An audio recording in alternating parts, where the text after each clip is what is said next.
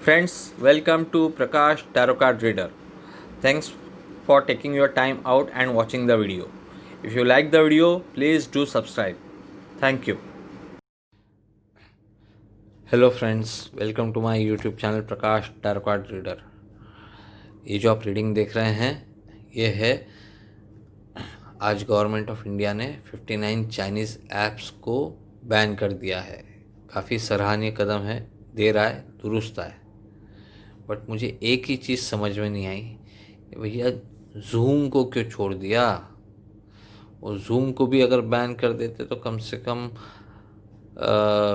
जो पेरेंट्स लोग हैं वो रोज़ाना के जो ऑनलाइन क्लासेस का जो टॉर्चर रहता है उससे तो बच जाते हैं।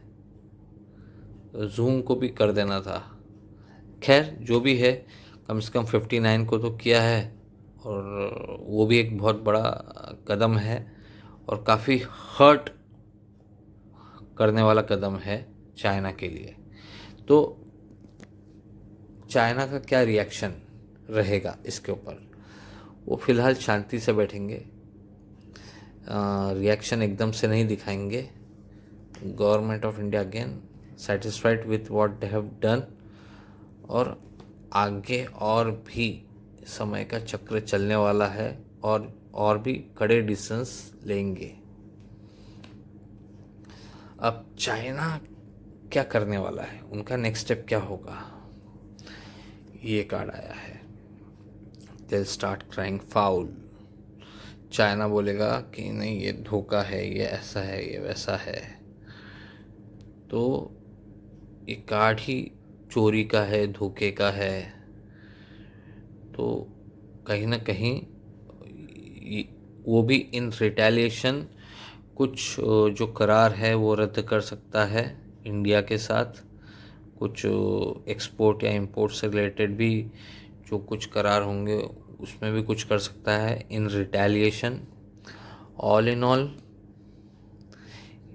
जो भी है वो, बट एक बात तो पक्की है, इनको तकलीफ़ बहुत हुई है, ये बात 100% सही है। क्योंकि जिस तरीके का ये कार्ड आया साफ साफ शो करता है कि इससे उनकी तकलीफ़ें और बढ़ेगी चाइना की। अब दिक्कत ये है कि वो ऐसी स्थिति में है इस समय चाइना कि ये जो स्टैंड ऑफ है इंडिया और चाइना के बीच लद्दाख में, ये उनके गले की हड्डी बन गया है। ना निगलते बने ना उगलते, क्योंकि अब पीछे हट नहीं सकते, नहीं तो किरकिरी होगी। आगे बढ़े तो जूते पड़ेंगे और फिर भी किरकिरी होगी। तो आप करें क्या, तो आगे क्या स्टेप लेंगे फिर।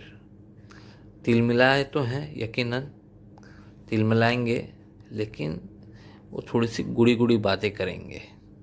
म्यूचुअल कोऑपरेशन, ट्रस्ट, बिजनेस वगैरह वगैरह इस तरह की बातें आप अभी उनका जो अखबार है ग्लोबल टाइम्स उसमें आप देखना, वो इसी तरह की बातें करेंगे। या उनके जो चाइनीज़ एम्बेसी के लोग हैं वो इस तरह की बातें करेंगे। But never trust China. जो एलएसी पे जो माहौल बना हुआ है वो वैसा ही रहेगा, स्टेलमेट कन्फ्यूजन का माहौल रहेगा। ये दोनों कार्ड साफ साफ शो करते हैं। सो एलएसी पे जो माहौल है उसमें सुधार नहीं आने वाला है इससे। इनफैक्ट वो और ज़्यादा तिल मिलाएंगे, क्योंकि वो बोलते हैं ना, hit them where it hurt most. और वही काम इस समय मोदी जी कर रहे हैं कि उनको इकोनॉमिक उनके साथ जो करार किए हैं, काफ़ी सारी बिजनेस ट्रीटीज़ थी वो कैंसिल कर रहे हैं, ऊपर से ये कर दिया, आगे और भी होंगे।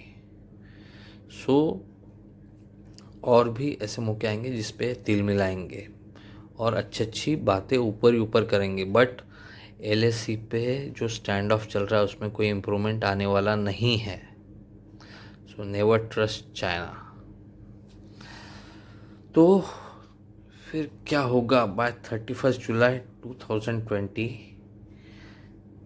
क्या इंडिया और चाइना के बीच जो ये स्टैंड ऑफ चल रहा है क्या ये युद्ध का रूप लेगा 31 जुलाई 2020 तक। अब ये कार्ड आया है, डेथ कार्ड। इसके दो मायने हैं कि एक तो ये जो भी है ये ख़त्म हो जाएगा और एक नई शुरुआत होगी।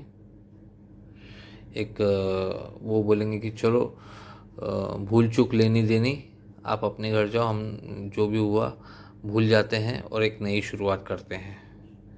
तो ये दूसरा कुछ और एडवेंचर हो सकता है, बड़ा एडवेंचर, और उसके बाद फिर शांति और एक नई शुरुआत। तो ये दोनों चीज़ें संभव है। बट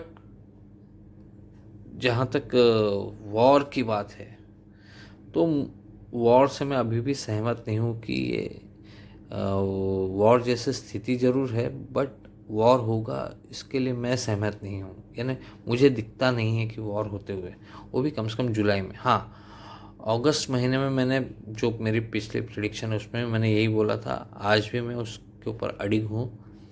अगस्त महीने में कुछ एक छोटी बैटल हो सकती है। अब वो या तो फिर जुलाई के लिए जो कार्ड निकाले मैंने, तो यहाँ पे तो ऐसा कुछ होते हुए दिखता नहीं।